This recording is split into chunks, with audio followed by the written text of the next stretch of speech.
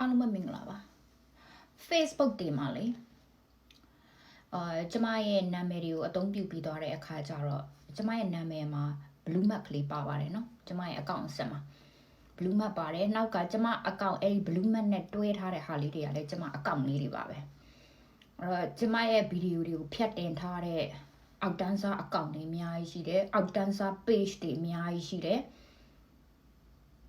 အားလုံးရပ်တန်းရပ်ပါလို့ပြောချင်ပါတယ်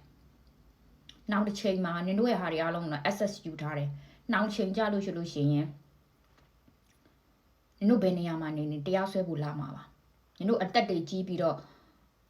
ကလေးတွေရနေလဲအသေးဖြတ်မှုပါဘယ်အချိန်ထိအတိုင်းတာမဆိုရပါတယ်နော်တက်တေတာတကရှိနေအားလုံးကိုငါတီးပေးလိုက်ပါတယ်အဲ့ဒီမှာစောထွန်းလို့ကြော်တက်ပိုင်းလို့ဘယ်သူမဆိုကျမရဲ့ဗီဒီယိုတွေကိုဖြတ်မတင်ပါနဲ့ကျမခွင့်ပြုချက်ရထားတဲ့သူတွေဆိုရင်တော့တင်ပါလို့ပြောလိုက်ရင်တော့ရပါတခြားလူတွေမရပါအခုချိန်ကနေစပြီးတော့တင်ပါလို့ပြောတဲ့သူကိုပဲတင်ပေးပါကျမပြောထားပြီးသားနော်ကျမရဲ့ live တွေအားလုံးဖြတ်ပြီးတော့မတင်ပါနဲ့ကျမရဲ့အောက်ကအမတွေနဲ့အားလုံးပြပြလဲလဲပြောနေတဲ့ဟာကိုဖြတ်ပြီးတော့တင်တဲ့လူတွေအားလုံးကတရားဥပဒေရရေးယူပါမယ်အမဗီဒီယိုတွေဖြတ်တင်နေတဲ့စောထွန်းတို့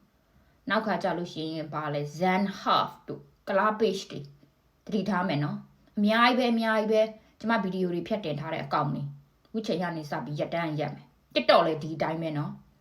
TikTok မှာရှိတဲ့ကျမရဲ့ဇွန်ဒီလာထိအကောင့်မှာသူ့ရှိမှာလား3တွေလောက်3 point ဘလောက်မီဒီယာတွေလည်းမသိ4မီဒီယာတွေလောက်ထားတဲ့ပြည့်စုံငါနေ့ကမဖမ်းနိုင်ထင်နေလို့လားပြည့်စုံဆိုတဲ့အကောင့်လည်းဘာလုပ်မှာလဲဖမ်းမှာဖြစ်ပါတယ်တတိထားပါမယ်အားလုံး